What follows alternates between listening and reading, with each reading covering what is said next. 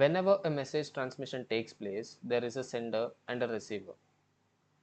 Each of them have their own routers, and the message is transmitted across the internet thanks to these routers. Now, let's suppose the sender sends a hi message.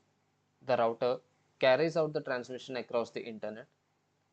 But how will the sender send it to the receiver? Some of the questions that arise in the scenario are: how is the data supposed to be formatted? How will the data know which destination router to reach, which destination MAC address to reach, which particular process to navigate to?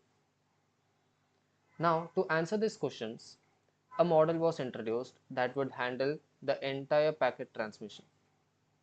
Hello, my name is Raman Biju, and today we will be understanding OSI model and its role in computer networking.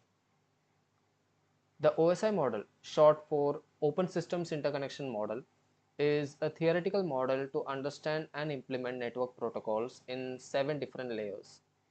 When two devices that understand two different languages are supposed to communicate with each other, the OSI model acts as a bridge and enables efficient transmission.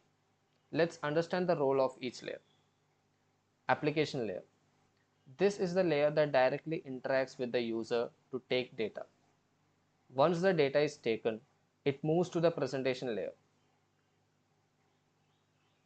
This layer manages the encryption, compression, and translation of the data. Once the functions are applied, the metadata is comprised into a P header and attached in front of the existing data.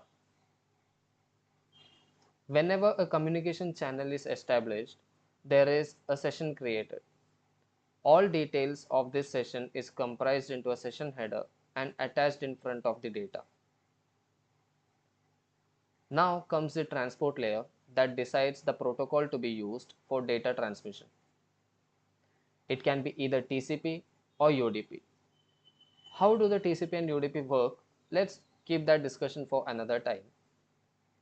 Another information recorded in transport layer is the process address of the application running.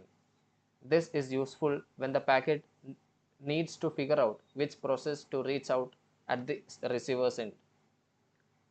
These details are attached to the data, and now this collection is called a segment or datagram depending on the protocol used. Segment for TCP and datagram is for UDP. The network layer notes down the source and the destination IPs to help in easy path decision while transmission. Now we call this a packet. Then comes the data link layer that manages the source and the destination MAC address along with error detection mechanism. Now we call this a frame.